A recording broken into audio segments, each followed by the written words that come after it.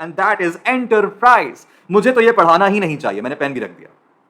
क्यों? क्योंकि आप सब मुझसे बहुत अच्छी तरह ये सब ऑलरेडी पढ़ चुके हैं। फोर्थ रिसोर्स का नाम है एंटरप्राइज। क्या होती है?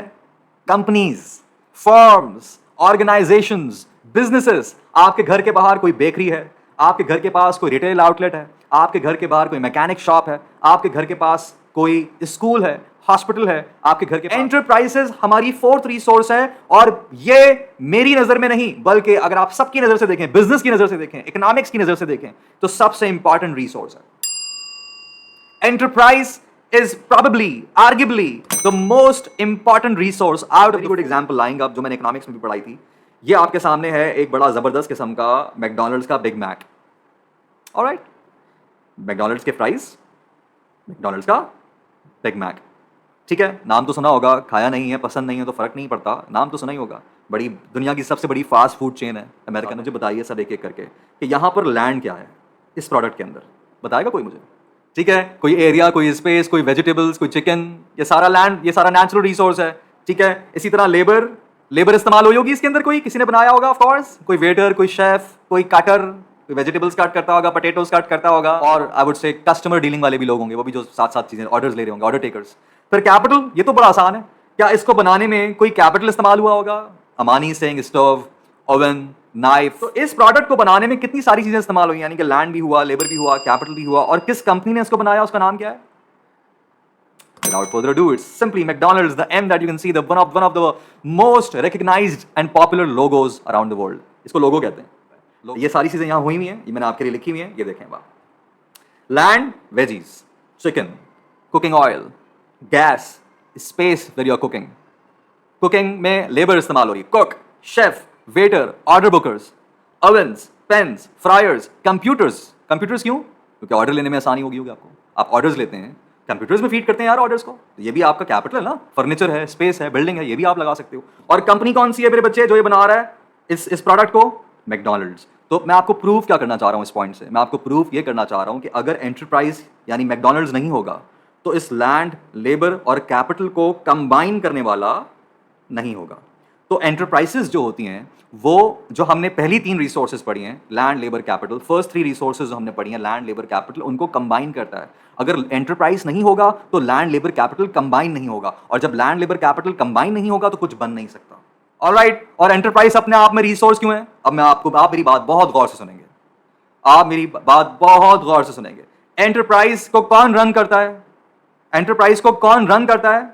आप अब क्या जवाब देने वाले हैं, देख के दीजिएगा। Entrepreneurs, entrepreneurs, yes, owner of businesses, founders of businesses. Like for example, Microsoft का owner कौन है? Bill Gates. I would rather say founder Bill Gates, isn't it? तो ये सारे लोग कौन हैं? They are entrepreneurs. They are the founders and owners of the businesses they are running.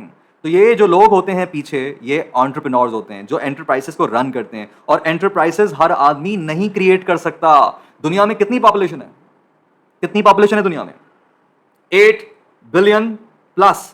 तो क्या 8 बिलियन प्लस का मतलब है 8 अरब उर्दू में।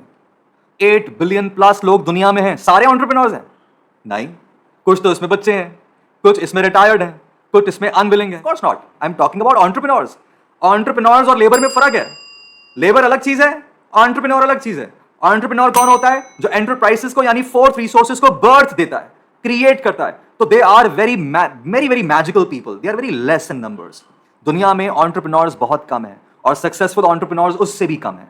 तो I am just going to show you a few faces right here, जो कि मैंने पहले भी दिखाए थे कुछ प्रीवियस क्लासेस के अंदर। Some really amazing entrepreneurs in the world right now, one of the richest people walking our planet, living in our planet, and they are all successful entrepreneurs. You can see Zuckerberg, the Meta, Facebook का owner, Larry Page, Google का owner, Bill Gates, you know, Microsoft का owner, Jeff Bezos is of course Amazon का owner, Mukesh Ambani Alibaba का owner, he's retired now, he's still the owner, but he teaches, ये teaching में आ गए अब, ये लोगों को ट्रेन करते हैं, अभी थक गए काम कर करके, अभी बिजनेस इन्होंने दूसरे लोगों को दे दिया है, ओनर ये भी हैं, मगर अब ये टीचिंग कर रहे हैं। गौतम अडानी, ये इंडिया से आ गया है, अडानी ग्रुप है इनका। बर्नार्ड, याद रखिएगा, ये मत समझिएगा इस क्लास के बाद कि सिर्फ लैरी पेज या बिल गेट्स ही एंटरप्रेन्योर्स होते हैं, नहीं, किसी छोटे से बिजनेस का ओनर भी एंटरप्रेन्योर कहलाता है। तो entrepreneurs are very rare to find, entrepreneurs are very less. Entrepreneurs कम क्यों होते हैं? क्योंकि एंटरप्रेन्योर्स अपनी पर्सनल इन्वेस्टमेंट से, अपनी पर्सनल पैसों को इस्तेमाल करते हुए अपने पर्सनल पैसों को, सेविंग्स को इस्तेमाल करके कोई बिजनेस लॉन्च करते हैं और ये हर आदमी के बस का काम नहीं है।